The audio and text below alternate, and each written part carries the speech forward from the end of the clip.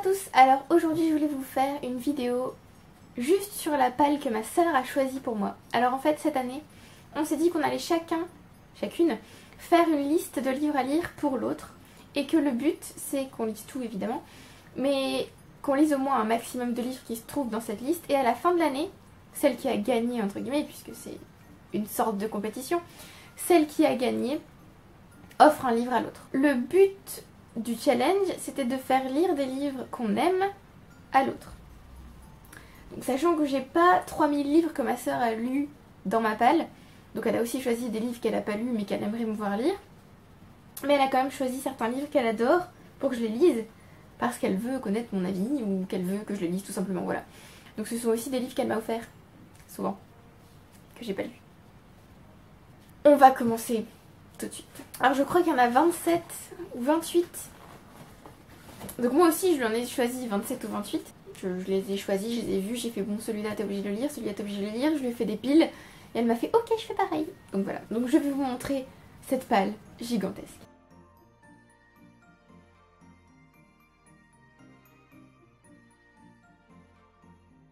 Alors, le premier c'est Outlander, donc il n'y a pas d'ordre particulier, hein, je les prends comme ils sont sur la petite table. Il y a d'abord Outlander de Jenna Gabaldon, parce que tout le monde veut que je lise Outlander concrètement. Donc je pense que c'est pour ça qu'elle l'a choisi, parce qu'Audrey m'en parle, parce que tout le monde m'en parle. Donc voilà, je vais le lire cette année. J'espère lire d'ailleurs la suite aussi, au moins le deuxième, peut-être même le troisième tome, et commencer la série. Ça arrivera, c'est prévu. Ensuite, elle a choisi celle dans Berlin, d'Hans Fallada. Je vous avoue que je sais pas pourquoi. S'il y a certains livres, je sais pas pourquoi elle les a choisis en fait. Mais je suppose que ça lui disait bien. Elle a vu que c'était sur la Seconde Guerre mondiale. Elle s'est dit, ma soeur va s'instruire. Donc voilà. Ce livre est... Par contre, ouais, alors, par contre, elle a choisi certains livres assez gros. Je n'ai pas choisi trop de gros livres, je crois, dans sa palle à elle. 760 pages. Outlander, on peut y arriver, on peut le faire. 850. En plus, je l'ai emprunté il y a un moment, donc comme ça, je pourrais enfin le rendre. Enfin, d'ailleurs, c'est le seul livre emprunté qu'elle a choisi. Vous auriez pu en choisir d'autres quand même, ça m'aurait aidé. Ensuite, on a Tristan et Iseult, parce que il me semble qu'elle l'a lu, ou qu'elle l'a étudié, et qu'elle a bien aimé, et qu'elle s'est dit, il faut que Justine le lise. Mais j'avoue que moi, la littérature médiévale, c'est pas trop mon délire, mais bon, c'est pas grave, je pourrais au moins le découvrir et me faire une idée, voir si j'aime ou pas. En fin de compte, parce que je connais à peu près l'histoire, mais j'ai jamais lu le livre. On a ensuite Oliver Twist de Charles Dickens. Je pense qu'elle a choisi ce livre pour la couverture. Et parce qu'elle sait que j'aime bien Charles Dickens. Et parce que j'ai ce livre depuis un moment. Oui, je fais des hypothèses. D'ailleurs, Emeline, si tu regardes cette vidéo, dis-nous pourquoi tu les as choisis. Si jamais j'ai tort ou quoi, n'hésite pas. Voilà. Il y a des illustrations dans cette édition Penguin English Library, trop belle.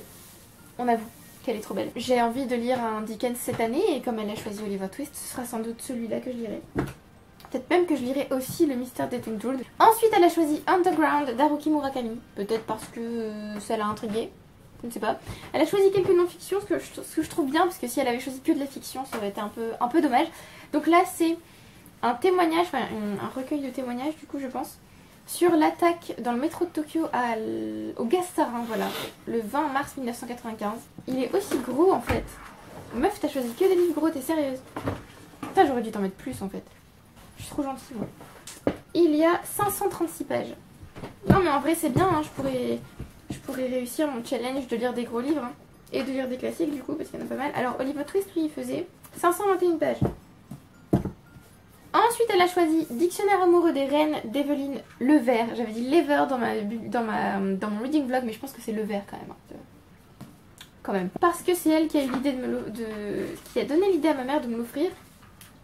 619 pages. Je vais me venger. Je vais me venger. Et elle sait que j'aime beaucoup les reines, comme elle aussi aime beaucoup la royauté. Donc peut-être même qu'on fera une lecture commune sur ce livre. Que je pense lire petit à petit, hein, pas d'un coup, je vous le dis. Alors ça, c'est un des livres qu'elle a adoré et que j'avais pas envie de lire, qu'elle a acheté en anglais puis en français pour le lire en français, parce que elle aimerait lire en anglais, mais pour l'instant elle s'y met pas encore. J'essaie de la pousser, hein, mais pas encore. Et donc elle m'a donné le livre en anglais, elle m'a dit il faut trop que tu le lises. Elle a choisi Aristotle and Dante Discover the Secrets of the Universe, donc en français. Aristote et Dante découvrent les secrets de l'univers. Je pense que c'est comme ça en français. Elle avait vraiment beaucoup aimé ce livre et du coup, ouais, elle veut vraiment que je le lise. Donc, je pense qu'il va falloir que je lui mette. En fait, ça va, c'est assez aéré. Il y a énormément de dialogue en fait. Ça va se lire super vite ce truc. Je ne sais pas trop de quoi ça parle. Juste que Aristote et Dante se rencontrent et découvrent les secrets de l'univers, je pense. C'est un contemporain. Et c'est sur une amitié. Oui, parce qu'elle sait très bien que j'aime pas les romances, donc si c'est de l'amitié, ça devrait aller. Elle m'a ensuite mis dans la liste Fangirl de Rainbow Rowell qu'elle m'a offert à Noël dans l'édition collector exclusive avec... Voilà. Parce que ma sœur est un petit peu folle et voilà. Alors par contre, il me semble que celui-là, elle l'a pas encore lu, donc on va faire une lecture commune dessus. Et ce serait un bon moment passé entre sœurs, je pense. Celui-là, je pensais qu'il était plus gros, mais en fait ça va. En fait, il est gros en 435 pages, un truc comme ça. Il est gros en français. Mais les livres français sont toujours plus gros que les éditions originales. Peut-être parce que l'écriture est plus aérée, je sais pas quoi. Mais oui, donc je pense qu'on va le lire ensemble. Donc c'est l'histoire de Kat qui est à l'université, je crois, et qui écrit une fanfiction qui s'appelle Carry On, que je lirai sans doute par la suite. Ensuite, elle a choisi Réparer les vivants de Maëlys de Kerangal. Je ne sais pas pourquoi elle a choisi celui-là. Peut-être parce qu'il l'intéresse et que peut-être qu'elle veut mon avis pour le lire ensuite. C'est l'histoire de Simon qui va mourir et son cœur va être transplanté à quelqu'un d'autre. Voilà, c'est tout ce que je sais. Et on verra bien ce que ça donne. C'est Jen Campbell qui m'avait donné envie de le lire, puisqu'elle l'avait lu en anglais et qu'elle avait adoré. Elle m'a convaincue. Elle a ensuite choisi Never Let Me Go de Kazuo Ishiguro, qui s'appelle Auprès de toi toujours. Auprès de moi. De toi.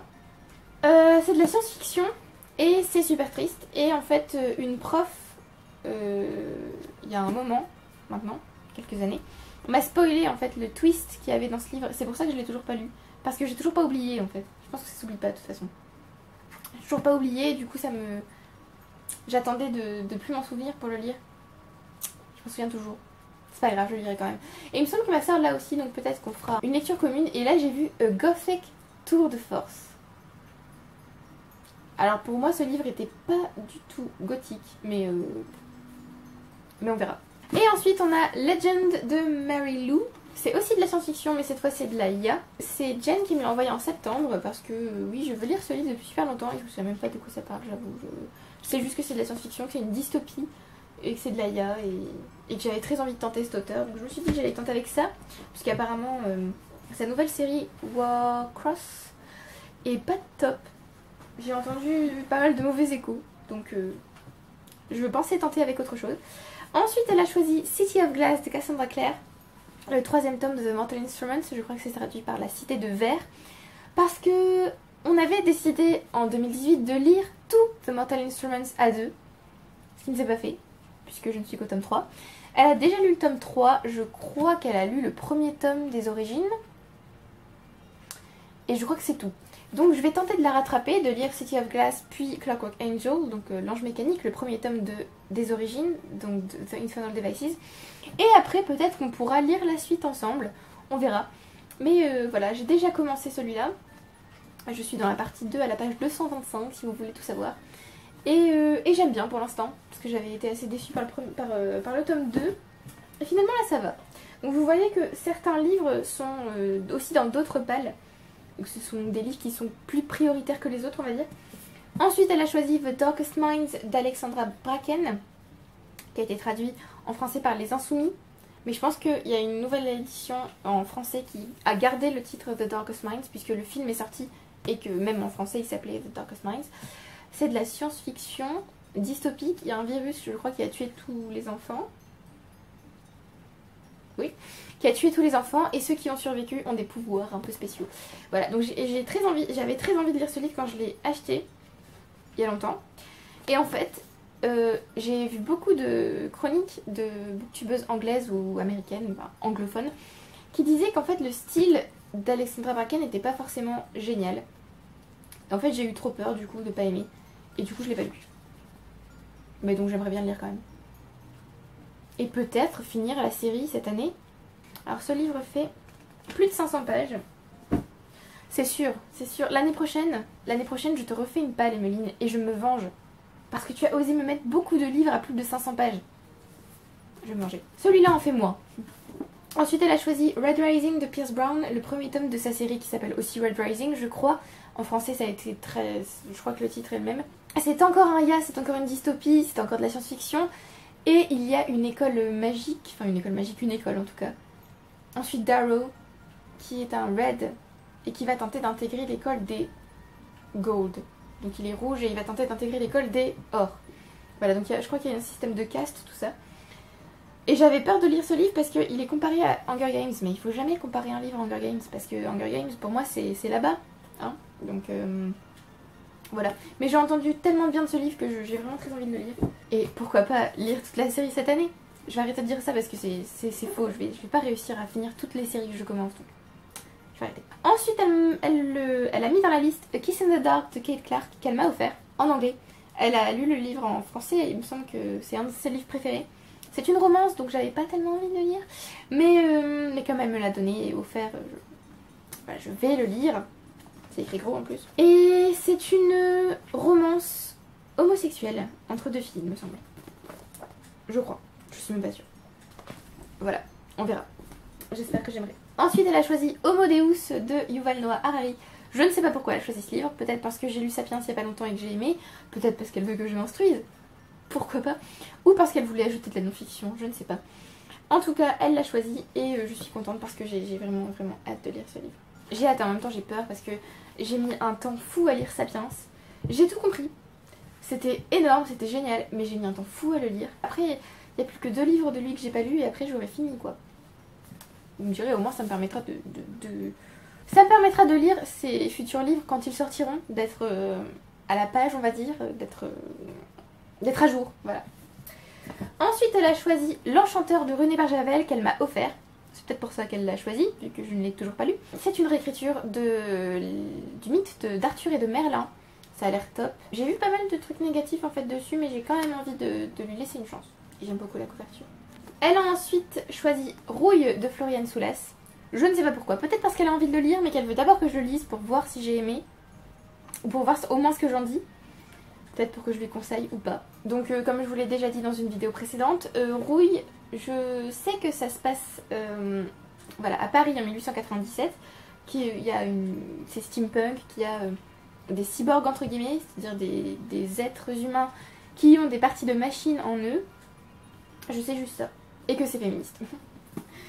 Voilà. Elle a ensuite choisi Les Liaisons Dangereuses de Pierre Choderlos de Laclos. Sans doute parce que... je ne sais pas. Pourquoi? Sans doute parce qu'elle voulait que je lise plus de classiques. Il me semble qu'elle ne l'a pas lu celui-là. On pourra peut-être le lire en lecture commune. Et puis il y a quand même le magnifique Verrou de Fragonard, un de mes tableaux préférés sur la couverture. Ensuite elle a choisi A Song for Ella Gray, la chanson d'Orphée en français de David Almond, parce qu'elle me l'a offert, qu'elle a adoré le livre en français et qu'elle voulait que je le lise rapidement et que je ne l'ai pas fait. Donc elle s'est dit je vais lui mettre dans sa palle, elle sera obligée de le lire. Très bien trouvé. J'aime bien le fait qu'il y ait des pages noires, un peu comme ça. C'est original. Voilà. Et c'est une réécriture du mythe d'Orphée, donc. Et comme je suis une grande fan de mythologie, il y a des chances que j'aime. Bon, c'est une romance, mais vu qu'il y a une partie mythologie, ça devrait passer. Elle m'a ensuite mis The Both Die at the End de Adam Silvera, qui est traduit en français par Ils meurent tous les deux à la fin, qu'elle m'a offert à Noël l'année dernière et que je n'ai toujours pas lu. Elle a dû se dire, j'en ai marre qu'elle lise pas les livres que je lui offre, donc je vais lui mettre dans sa palle. Très bien trouvé. Je pensais que c'était une romance et en fait non, c'est une histoire d'amitié, donc il y a des chances que j'aime parce que, comme je vous l'ai déjà dit des millions de fois, les romances c'est pas trop mon truc. En fait quand elle me l'a offert, j'ai fait une drôle de tête, elle m'a dit non mais t'en fais pas, c'est pas une romance, c'est juste que je veux que tu le lises pour voir, enfin je veux qu'on le lise ensemble. Et en fin de compte elle l'a lu avant moi et donc voilà. Donc je ne l'ai pas lu. Mais cette année j'ai foi en moi-même. Ensuite elle m'a choisi Ruby Red de Kirstin Geyer, c'est-à-dire la trilogie des gemmes, tome 1, Rouge Rubis, dans cette magnifique édition. Alors là c'est encore un ya, il me semble. On suit, je ne sais plus comment elle s'appelle, Gwen. Et je sais qu'il y a une histoire de voyage dans le temps. Et ça m'a suffi pour avoir envie de lire ce livre. Jen m'avait envoyé le tome 2 en septembre dernier. Et donc j'avais acheté le tome 1 en septembre aussi. histoire de pouvoir commencer la série par le tome 1. Logique. Donc je suppose que Emeline l'a mis dans ma palle parce que ça fait vraiment longtemps que je veux commencer cette série et que, je sais pas, ça doit faire 5 ans que je dis il faut que je lise cette série et que je ne le fais pas, donc voilà. Elle a ensuite choisi Druide d'Oliver, je suis désolée, c'est écrit Oliver. Olivier, je sais que tout le monde l'appelle Olivier, mais c'est écrit Oliver, donc je tends à dire Oliver, voyez-vous. Perru, Monsieur Perru, on va dire, ok. Donc Druide, je ne sais pas pourquoi elle l'a choisi, peut-être parce que c'est de la fantasy et que voilà. Il fait encore plus de 500 pages. Sérieusement, tu l'as fait exprès, je suis sûre. 603 pages. C'est de la fantasy celtique, il me semble, puisqu'on parle de druide. Et je ne veux pas en savoir trop, et ça a l'air sympa. Je pense que c'est un druide qui doit sauver le monde, et il y a une carte. Voilà. Parfait. Ensuite, elle a choisi Nox d'Eloise Tang, parce qu'elle a aussi envie de le lire, je pense que c'est pour ça qu'elle l'a choisi. Et que elle a un petit peu peur, je pense. Parce que faut dire quand même que l'arrière est un peu mystérieux. On parle de cris, voilà. D'un asile aussi. Donc je pense que ça lui fait un peu peur et elle veut savoir en fait à quoi s'attendre. C'est pour ça qu'elle me le fait lire. Je suis un cobaye pour elle. Voilà, donc c'est une histoire de sorcière moderne, donc ça m'intéresse beaucoup. Elle a aussi ensuite choisi les Outrepasseurs tome 1, les héritiers de Cindy Van Wilder. Peut-être aussi parce qu'elle veut le lire. Je ne sais pas grand chose de ce livre, juste que c'est de la fantasy jeunesse, ou il y a, je ne sais plus. Et que j'adore cette couverture et que Cindy Van Wilder est très sympathique. Elle a ensuite choisi A Dark Shade of Magic de V.E. Schwab, qui est traduit par Shades of Magic tome 1 en français, parce qu'elle a adoré ce livre et qu'elle veut que je le lise. Enfin, en fait, elle veut partager cette série avec moi, et donc je pense qu'il faut que je la lise et que comme ça je pourrai en discuter avec elle. Plus de 400 pages quand même. C'est l'histoire de Kel, il me semble, et Lila. Delia, oui.